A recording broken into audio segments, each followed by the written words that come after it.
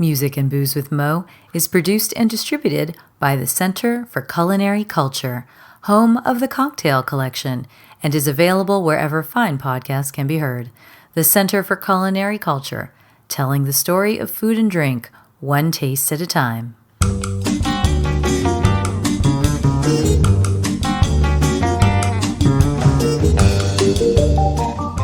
Welcome to Music and Booze with Mo. I'm Mo Herms, and I've worked in the music industry most of my life, so have met some pretty amazing musicians over the years. I also love a good cocktail, and I've encountered some really interesting bartenders as well. It seems that there's a lot of crossover, so when I can, I like to talk to musicians and bartenders about music and booze. Join us at the bar, won't you?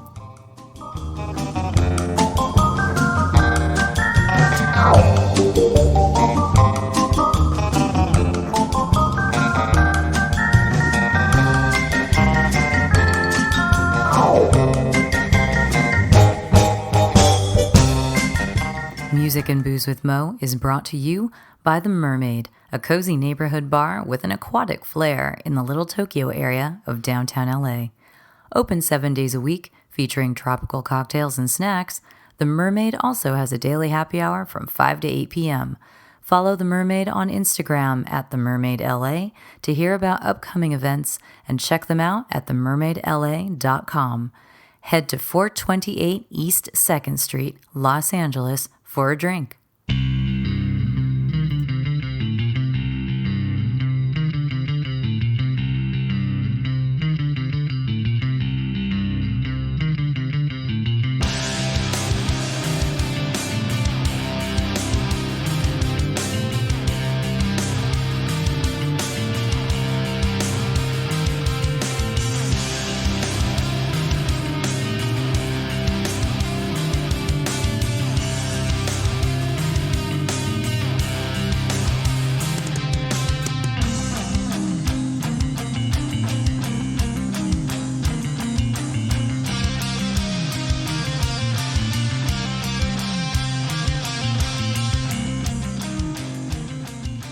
Well, today the music might get kind of heavy, but the discussion is not really so heavy. We're talking with Shawn Lickliter, who is the bar director of Republic here in Los Angeles, as well as several other places. You can hear him chat about all of that. And we're going to talk about his starting out at a country club in Tennessee, finding his way here to Los Angeles, and all of his rock and roll days in between. Yes, he was in a band that toured the country, opening for some names you know. You might even know his band. We're going to play a song by them at the end. And actually, right now, we are playing music from his current project, Inverta, which is an instrumental project. So if you're liking it, you might want to look that up, Inverta. And let's get down to business and talk with Shawn about rock and roll and drinking, but in a classy way.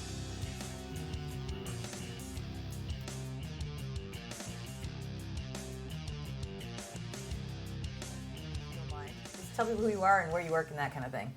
Yeah, so my name is Shawn Lickliter. I'm the bar director at Republic, Petty Cash, Sorry Store, Wildflower, and the soon-to-be open BC Clet. Oh my God, where's that one going to open up?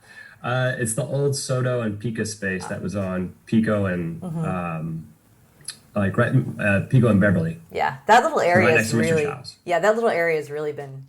Everything down there on Pico, I really like what's been happening down there. I have a friend that moved there a few years ago, and she's very pleased from buying a house down in that neighborhood now. I was just saying that your whole life does seem to be music and booze, so I'm super appreciative that you're here on this call, because you're kind of like the ideal guest for this podcast.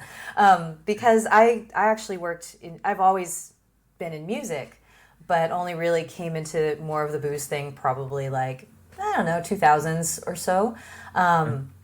And I don't make music. I appreciate those who do. And you've made music. So I kind of want to start there. When did you first start playing music? Oh my God. Before I started actually writing my own stuff, when I was a kid, my mom made me take piano when I was in kindergarten. And I fucked around for like a Yeah. little bit with it. You but can totally it didn't- swear on this it podcast. didn't really, It's fine. yeah, it didn't really stick. So I think whenever I got to like middle school or in that realm, I wanted to play any instrument. So I was doing like school band stuff. So I played trumpet, clarinet, saxophone, baritone. Wow. And I just did that over the span of like 3 years and I think it's more or less, I just wanted to see how things worked. And then when I got into high school, I started playing guitar. Okay. And that became my focus. So, so I think I first started, my first band was when I was 16 or 17. Yeah. And I stayed like with different reiterations of that group for a number of years until probably, I think like 2000, maybe like 7-8 years.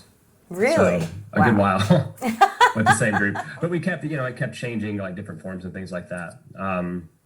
It was, and then it evolved from, I got a guitar position with a really cool band that I was super happy to be a part of and got to tour and do a lot of cool stuff. Do the whole thing. Yeah. Would that be Copper that you're referring Copper, to? Yeah.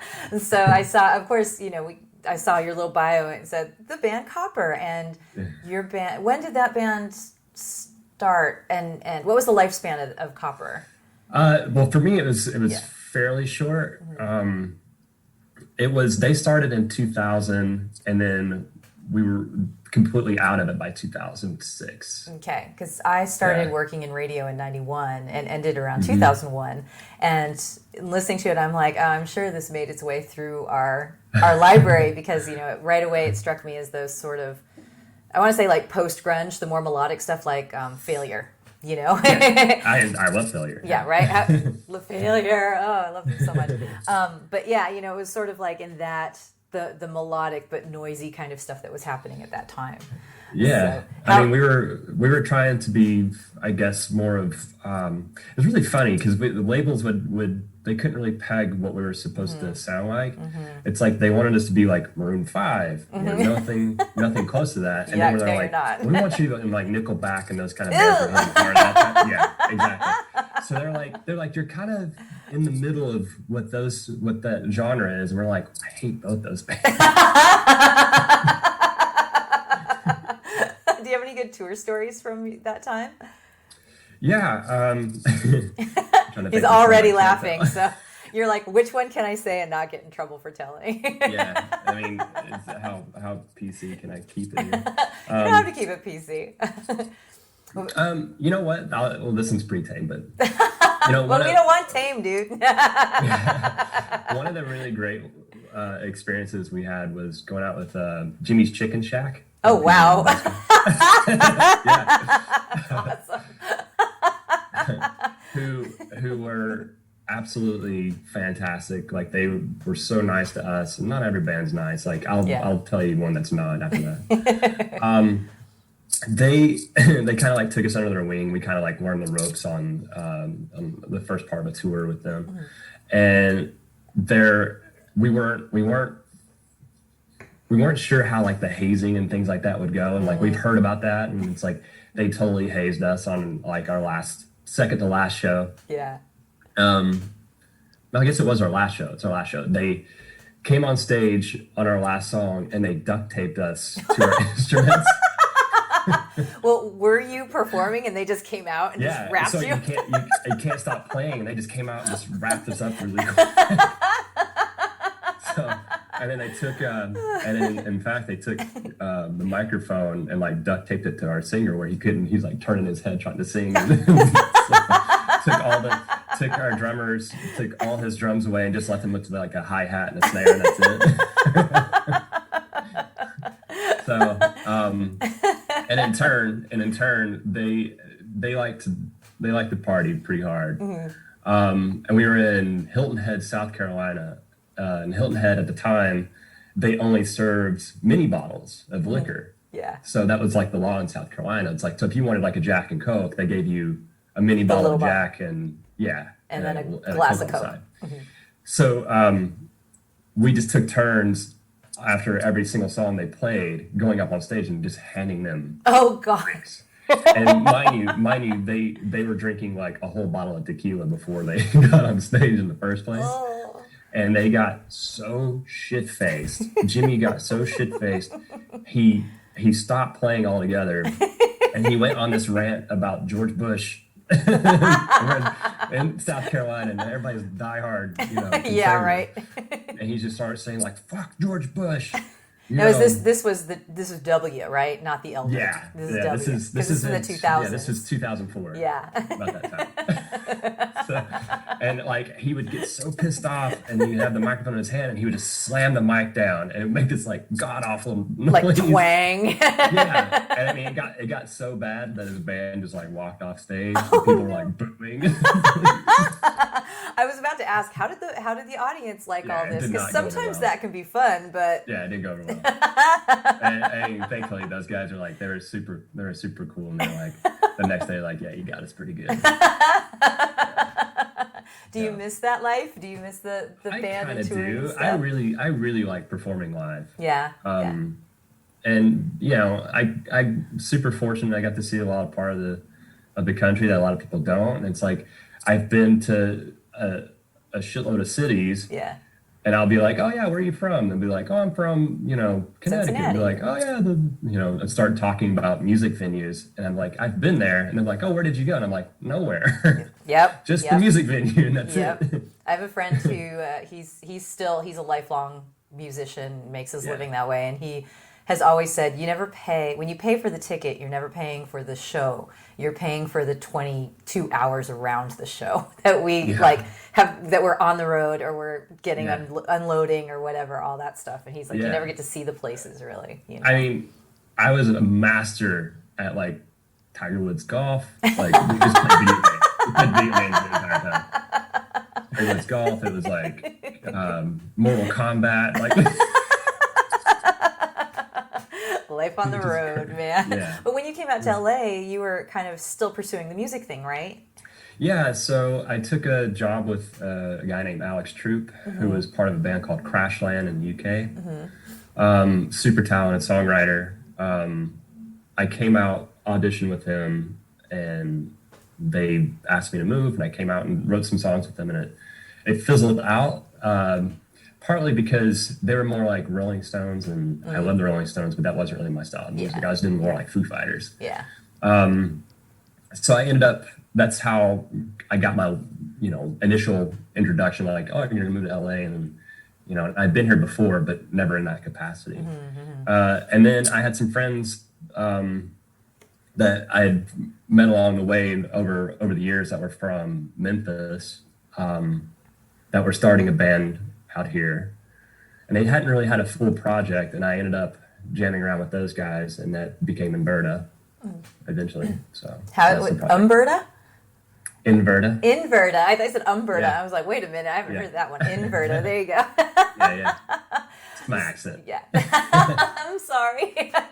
I got the SoCal accent, so we all got something, right? Yeah.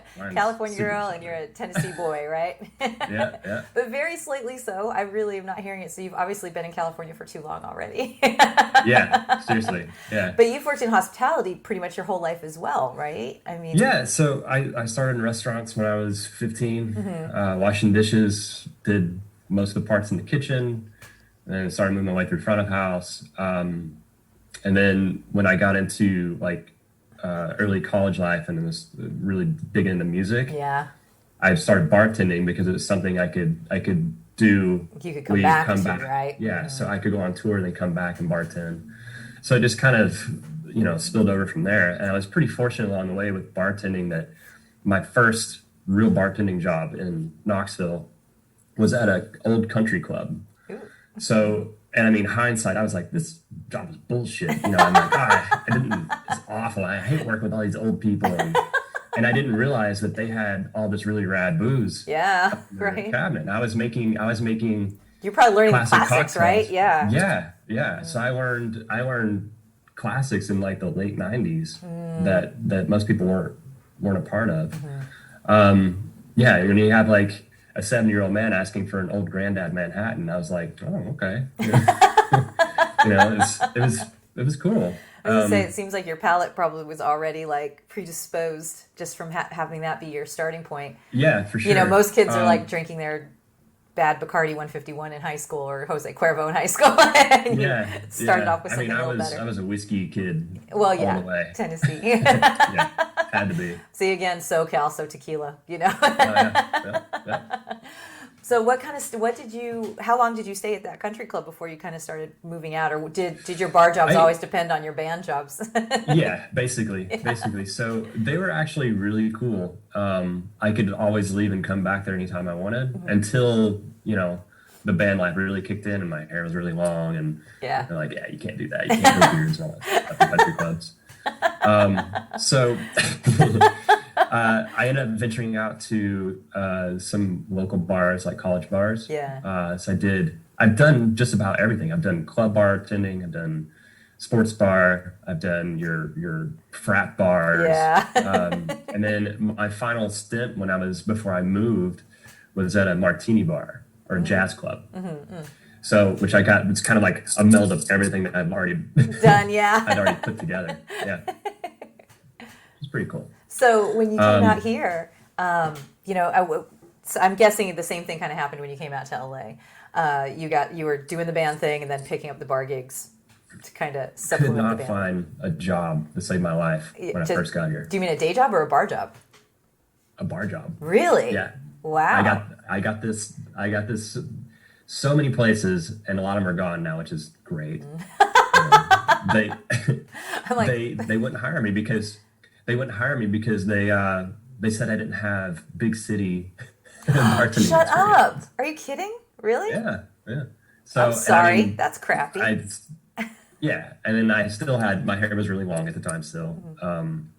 So that I think that played a part of the problem. What year was it that you moved out here? I mean, Los Angeles is full of long-haired musicians. How is that an issue? It's kind of crazy. I actually ended up doing catering for Total Success Catering in Hermosa Beach. Oh wow! And got thrown all over the city to do that. And then that got springboarded into the Jonathan Club in Santa Monica. So I actually became the private events manager at a country club, which is kind of funny to think that I was starting back at the same spot and trying to figure out that. But thankfully through that job, the club manager had worked for Thomas Keller Restaurant Group up in Napa, and that got me into Bouchon. Wow. So he had... the club that at the time was going through some renovations, and he was like, "You're probably going to need some side work if you want to look into this restaurant." So I had no idea who Thomas Keller was. So I was like, "Yeah, cool." And so I'm like trying to get as much information as possible, and then I've never worked in a chef-driven restaurant at the time. And I got there, and thankfully I knew the assistant general manager because I had a small stint at Boa Steakhouse where I was bartending there. And the guy that was the GM was the AGM at Bouchon. So I got the job. It was barely any interview. And I remember the wine director, he was like, "Well, I guess you should make us some cocktails." And I ended up making him a Manhattan variation, which I called it a variation, which I didn't realize what it really was. I basically made a Manhattan with a bar spoon of maraschino. Okay. Liqueur. So there you go. And he was like, "This is fantastic." And I was like, "Oh, just created something new," and I didn't realize it's common. So I did that, and then I made him like. It was new to them. That's all that matters. Yeah. Right. I did like a brandy stinger with an absinthe rinse, and he had never seen anything like that. And that's all based on working at the country club. At that first country club, I was going to say.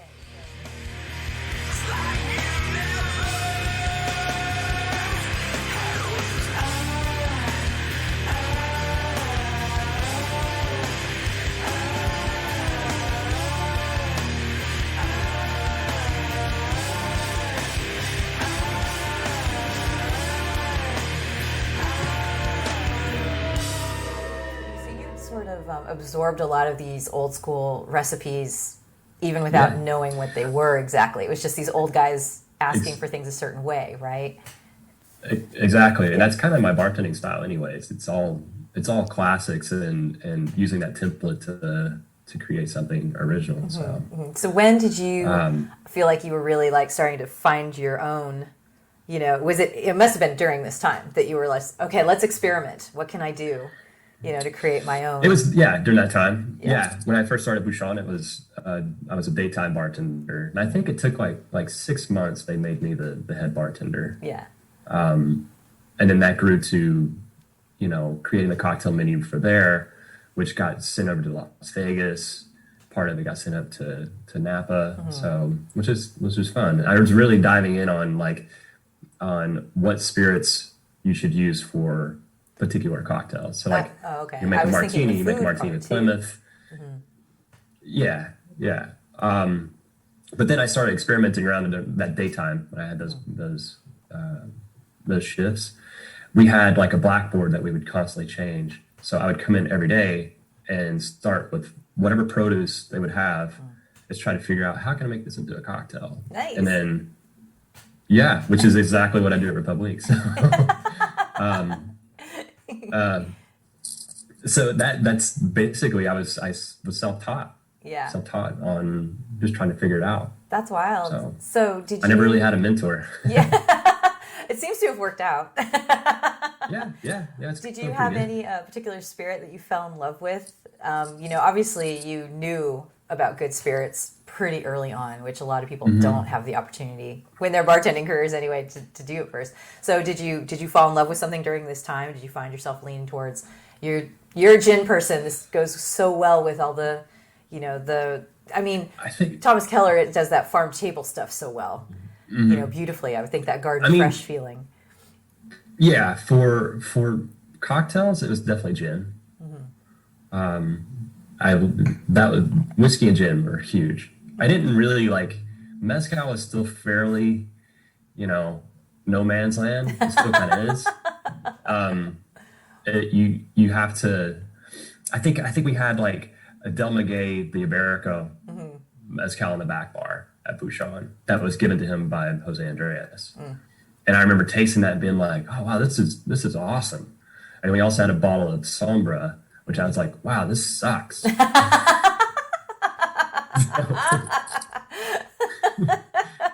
that was my introduction. And then there you go. To what mezcal was. I was like, wow, it can be really good or it can be really awful. And it's like whiskey can be, you know, really good and it can be just okay. Okay. It's usually not awful. Like you spit it out. Awful. Not to crack on Sombra if anybody out there is like likes to use that. It's fine for cocktails. I guess I would have to say it was whiskey and gin there, and then brandy started rearing its head at me. So brandy is my new affection. So did you ever have the opportunity to kind of merge your music and your booze, like behind the bar? Since you've been so immersed in both for so long, did you ever have that opportunity to like create your music cocktails, you know, as it were? Or is that never really quite fit in with where you've been? I ran a series at Bouchon. I don't even think they knew I was doing this. Actually, Rob Harpus, who was the wine director at the time, he definitely knows I was doing this.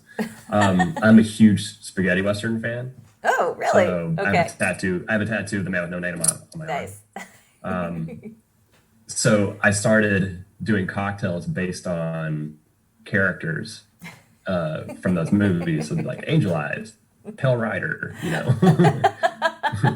Blondie. It's like Tuco and all these different that kind of stuff. But as far as like musicality part, I never really bridged that gap of you know, creating things based on that. I have actually. It's happening more now than it was back then. And why is it happening more now? Just because you're doing the to-go? I think it's doing the Baron Stone stuff. It's like that's getting to play in. I don't know if you caught up on any of that. No. Okay, so one of my bartenders at Republic, Vesu, super talented bartender. He's got a catering company called Bear and Stone, and we started these cocktails to go to help other bartenders in need. Yes. So and Max Reese is a part of that. Right? Claire, It's Bear and Stone. Okay, yeah, I Bear have and heard Stone, of this. yeah. Okay, got it. Yeah. Claire Ward was a part Yes, of it. I know Claire and then we would very do these well. themes. Yeah. Yeah, cool.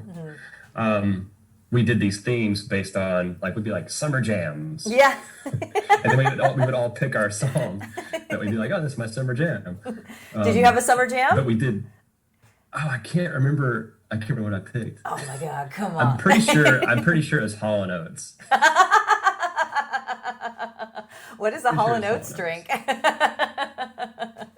Was it whiskey? I think I did. No. Yeah, it's definitely whiskey. It's definitely whiskey. Max and I usually got stuck with the tequila cocktails since that's more of our forte too.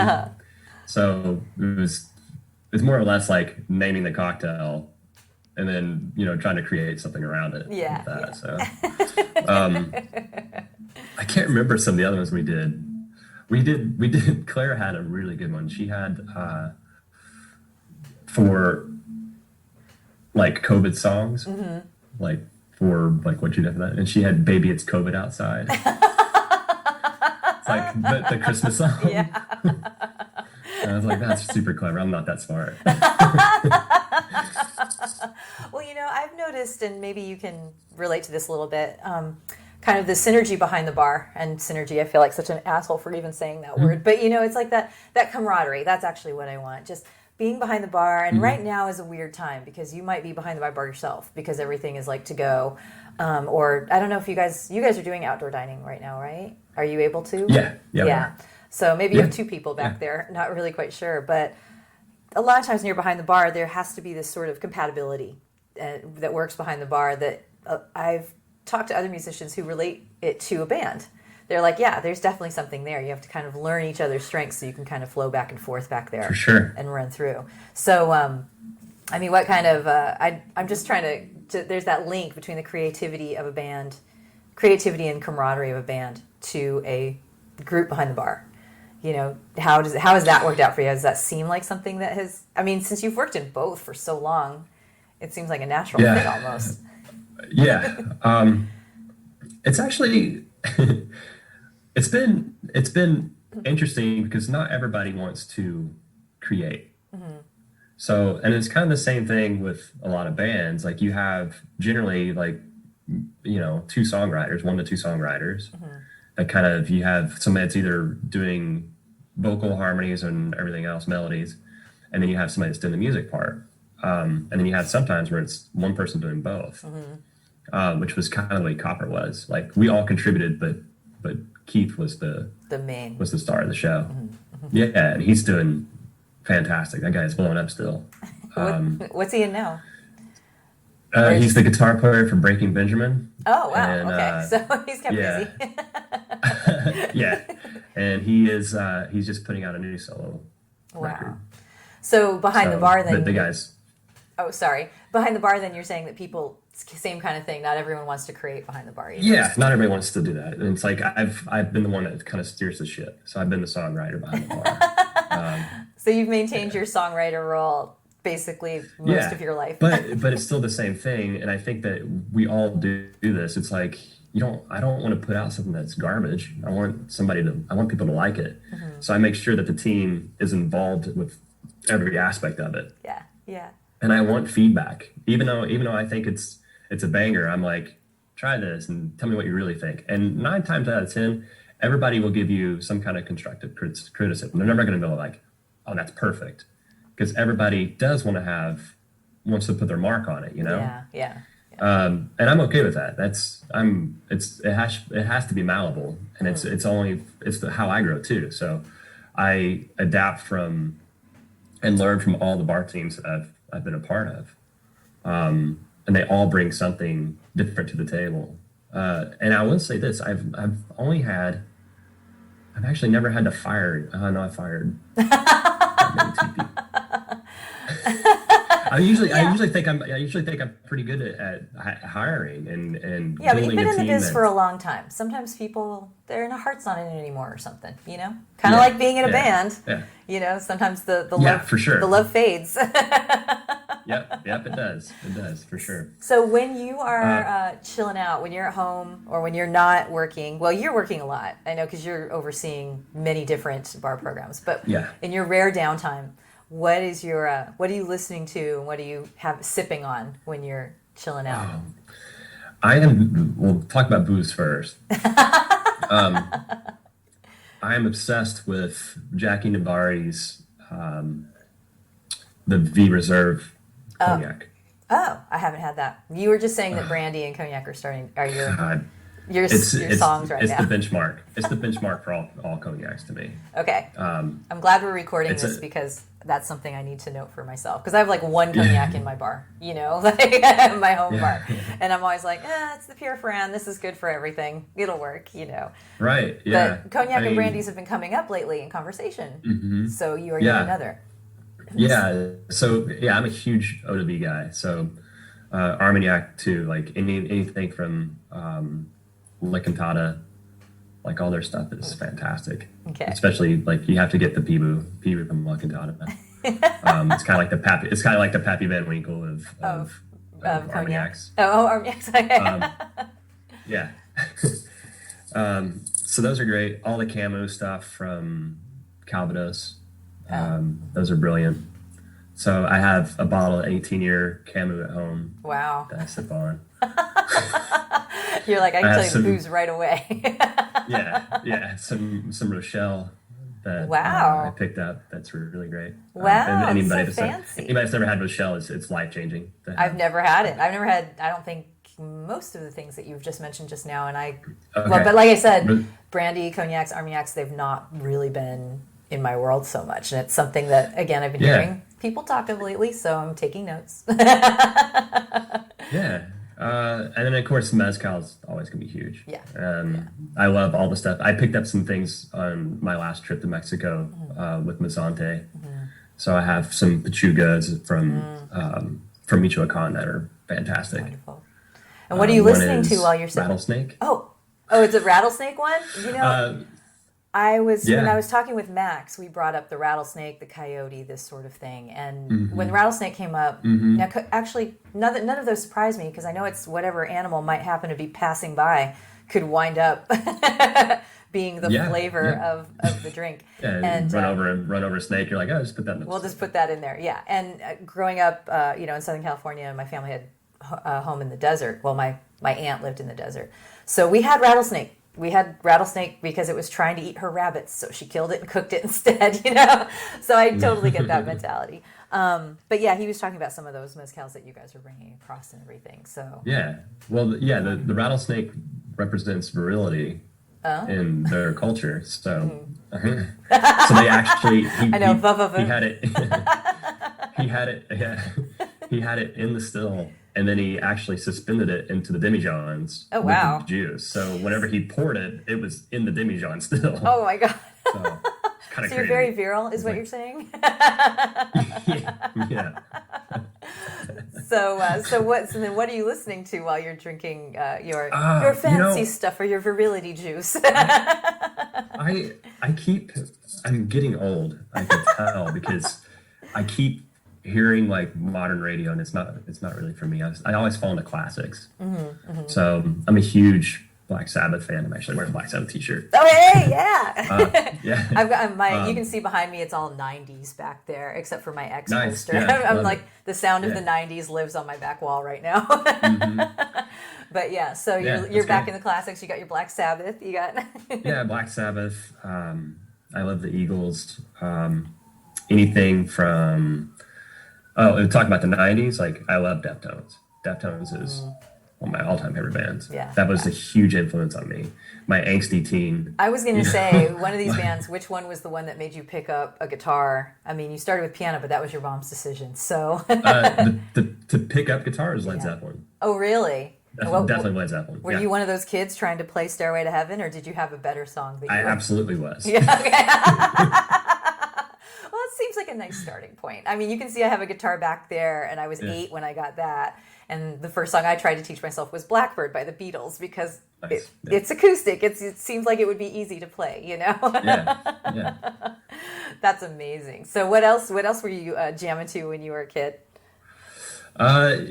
My very first exposure to like rock, like in that era, my mom's youngest sister, I think when she was like babysitting me, I was like 6 years old or something like that. So she was still in like her 20s, was listening to Boston.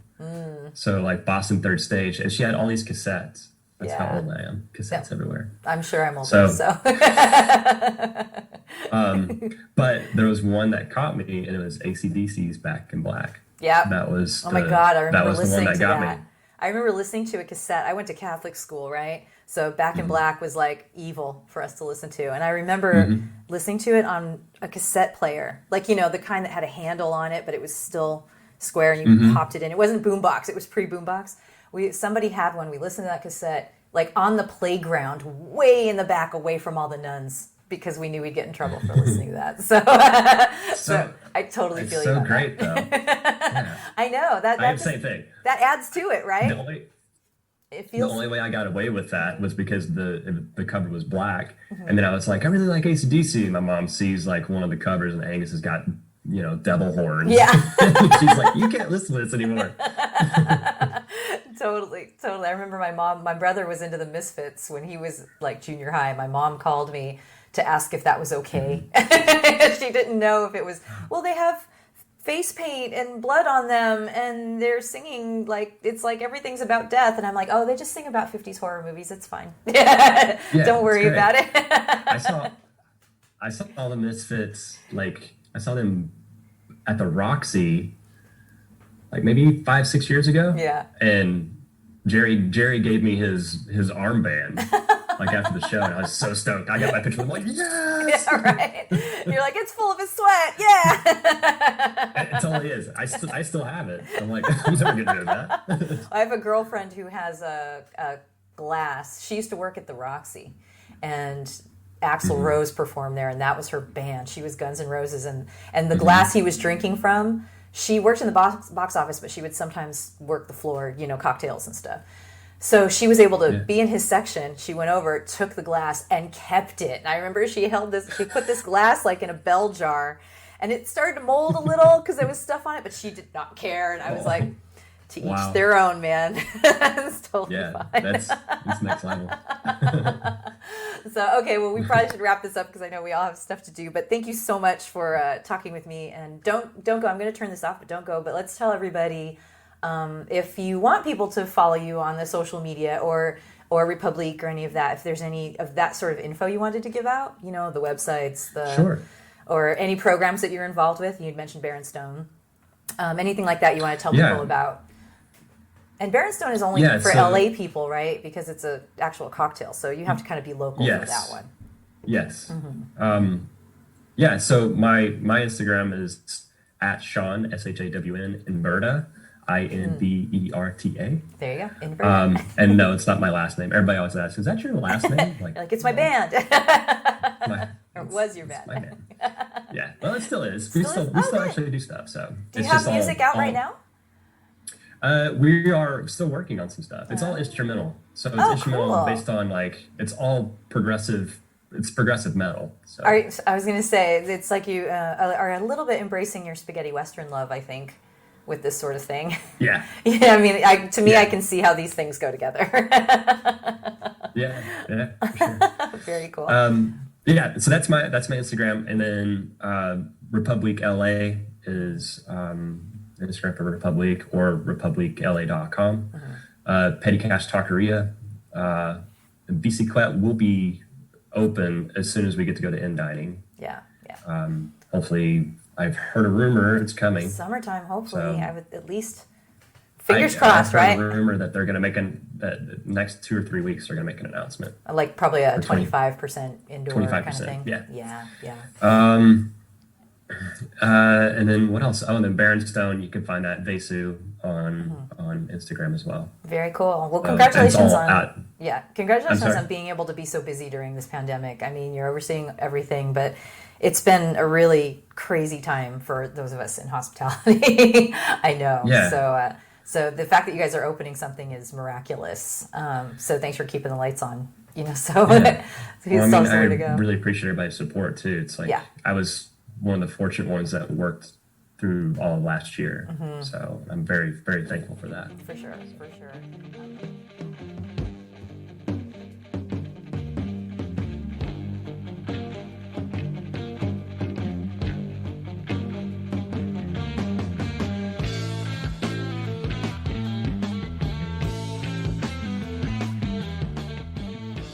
And I'm very thankful to Shawn for taking the time to talk with me, even though we are living in sort of pandemic times. When we did this interview, as you could hear, things are just starting to open back up here in California. We've had outdoor dining, but indoor is now happening at some capacity, and the rumor is by June, this is April, we're recording this, by June we'll be back to completely open. We'll see what that means in the months to come, but Shawn is at Republique, and you can catch him at the various spots. He's working real hard on all kinds of things, so like he said, go follow him on Instagram, go follow Republique, and you can keep track of what he's up to. And he did, of course, leave us a beautiful playlist. It doesn't have a lot of songs on it, but those songs are all themed in this kind of spaghetti western thing like he was talking about, and it's awesome. It is an awesome playlist. It is totally like the 90s are back in a updated sort of, well, not even just that. I can't even say that because Pink Floyd's on there. Anyway, just go to the Moherm's Facebook page, and I'll have a link to his Spotify playlist there. But right now, I wanted to play you his band Copper, the band he was touring with and played guitar with. This is, well, jokingly referred to as the one-hit wonder track, but they had some other songs. This was probably the most popular one, and it is Copper with a track called By Now.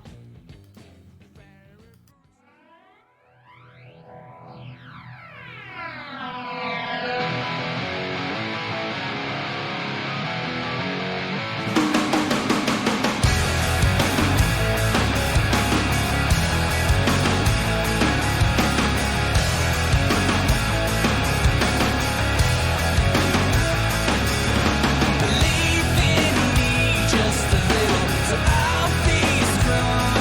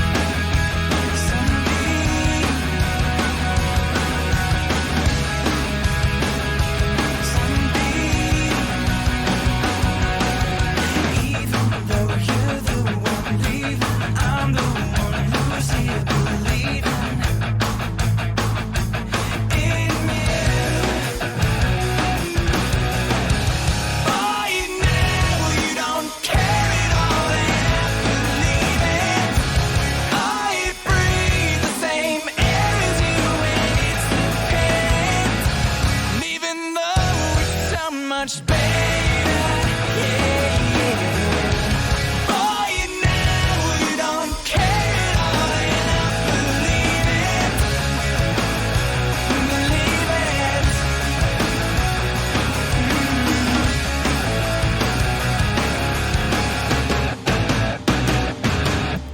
Music and Booze with Mo is brought to you by Barkeeper, a head shop for cocktail lovers, located at 614 North Hoover Street in Silver Lake, Los Angeles. Stop by for barware, vintage glassware, a carefully curated collection of spirits, and one of the most impressive selections of bitters anywhere. Follow them on Instagram and Facebook for information regarding spirits tastings. That's barkeepersilverlake.com, and also in the Virgil Village neighborhood of Silver Lake, Los Angeles. Thank you for tuning in to our barroom chats on Music and Booze with Mo. For more info about today's guest, or if you want to connect with me, check out my Facebook page, Mo Herms. Please subscribe to the podcast and feel free to tell all your friends about it. While you're there, give the show a rating and a review. It really helps to get the word out. If you want to hear the playlists our guests have curated, search She Be Mo on Spotify, SHEBMO. Find pictures of the interviewees and the cool stuff they create on the Music and Booze with Mo Instagram account. Lower your expectations and join us at the bar. Till next time, cheers.